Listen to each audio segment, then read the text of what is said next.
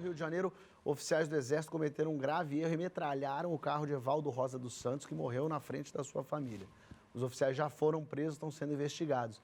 A gente debate esses 80 trágicos tiros, mais um marco na nossa violência. Inclusive, parece que o Rio de Janeiro não vive realmente um bom momento.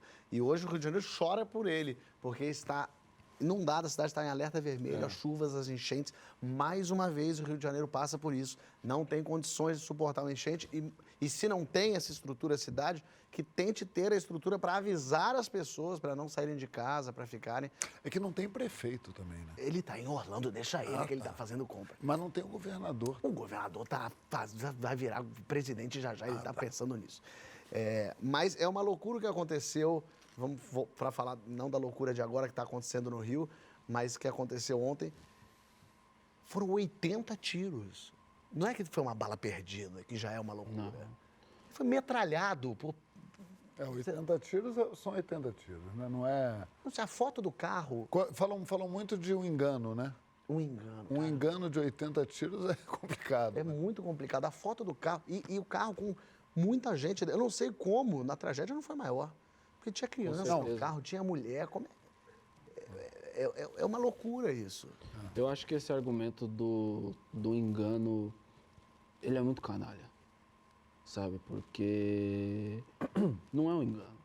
Tem uma confusão recorrente que acontece. Se você der um Google agora de polícia, confunde uma determinada coisa com uma arma na mão de uma pessoa pobre, preta, um guarda-chuva, uma furadeira, um cano, uma ferramenta, uma caixa de sapato, e tudo isso leva a um final trágico, sabe? Então você tem famílias inteiras destruídas com base nisso. Eu acho que a primeira coisa que a gente precisa fazer, até para respeitar a dor dessas pessoas, e a perda dessas pessoas, é colocar isso, é chamar isso do que isso realmente é, sabe? A gente tem um processo de extermínio, cara, das pessoas pretas no Brasil, entendeu? Isso não é um ponto fora da curva, infelizmente, principalmente no Rio de Janeiro, onde a maioria dos casos que tiveram popularidade aconteceram. A gente está falando pouco tempo depois de um estudante ter sido alvejado pela polícia, uma criança de 7 anos foi alvejada pela polícia esse ano.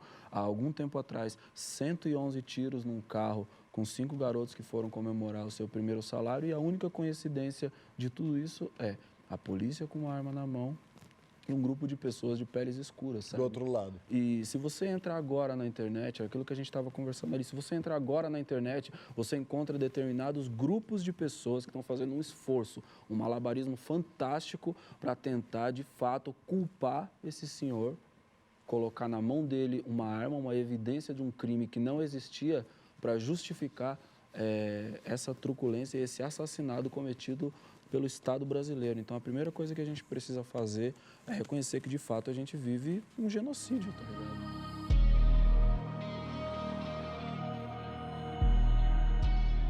Quando uma pessoa preta olha essa notícia, quando ela chega, eu não penso nisso de uma maneira distante. Eu penso que eu posso ser o próximo, porque aquelas pessoas parecem comigo.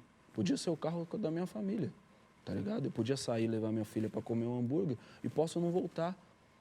E aí, depois que eu estiver envolvido nessa tragédia, a sociedade brasileira se esforça para dizer que uma pessoa como eu é envolvido com a criminalidade e por isso eu não mereço a compaixão da sociedade brasileira, sacou? Que é o que acontece. E é por isso que a gente tem um ambiente de extremo silêncio hoje. Se o Brasil tivesse respeito pelos seus cidadãos, era para esse país estar pegando fogo hoje. 80 tiros no carro de uma família que estava indo para um chá de bebê. Um pai morreu na frente de um filho de 7 anos, tá ligado? O militar que atirou debochou quando a mulher desceu do carro, saca? A gente é do país em que o segurança do mercado, ele se sente livre para asfixiar um cara e assassinar aquele cara e não acontece nada, tá ligado? Isso aí é um soco no estômago, um tapa na cara do brasileiro para mostrar como o nosso Estado é genocida. E a gente precisa urgentemente fazer alguma coisa com respeito a isso.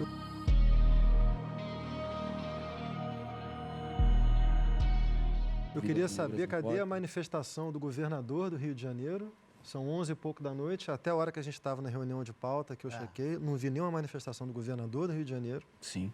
Foi uma ação do Exército, mas foi em Guadalupe, foi no estado do Rio de Janeiro. Cadê a manifestação do senhor Wilson Witzel? Nenhuma manifestação do presidente da República. 80 tiros mataram uma família. Não tem uma manifestação do presidente da República. Muito menos do Cadê ministro a da manifestação Justiça. do ministro Sérgio Moro? Sabe por que não tem? Sabe por que não tem? Porque são cúmplices de uma mentalidade, de uma resposta à questão grave da segurança pública no Brasil. São cúmplices de uma resposta errada. É um péssimo momento para os direitos humanos no Brasil. Compreende-se que a população está toda assustada. O problema da violência urbana no Brasil é um problema gravíssimo que atinge todo mundo. Atinge muito mais quem é mais pobre, muito mais quem é preto, mas atinge gente de classe média, atinge pessoas ricas, atinge todo mundo.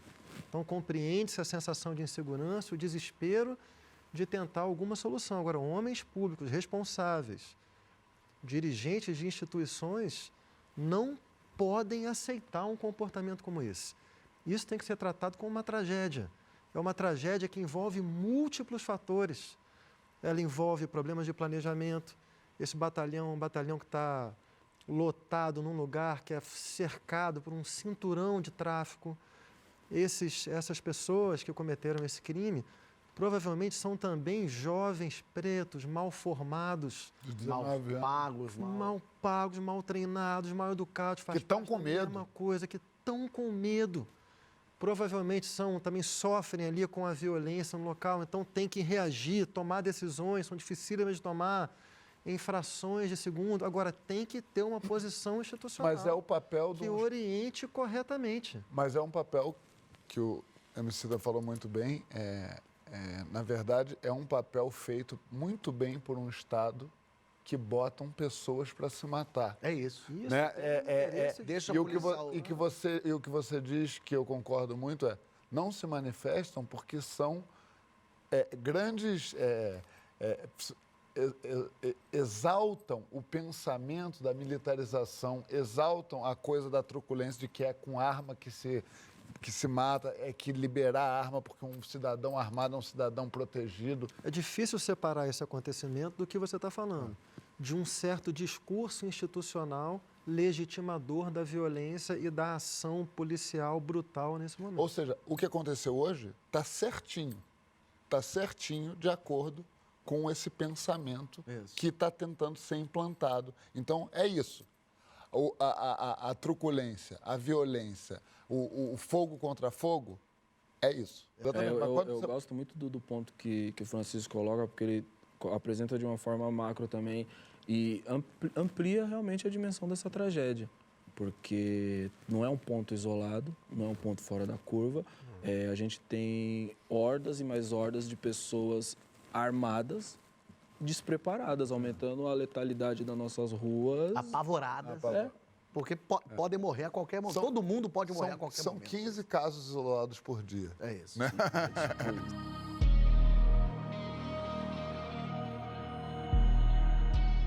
E você tem inocentes morrendo, pessoas sendo fuziladas com 80 tiros e pessoas despreparadas carregando essas armas. Quer dizer, não adianta falar, mas é a polícia, tem que botar a polícia. Mas que polícia é essa que não tem condição? Não adianta ter polícia se você não faz com que a polícia possa ser polícia. Não, e é importante, a polícia que mais mata e a polícia que mais morre. Tá errado. É isso. Não, e o que o Francisco levanta, que é muito sério, assim, não dá...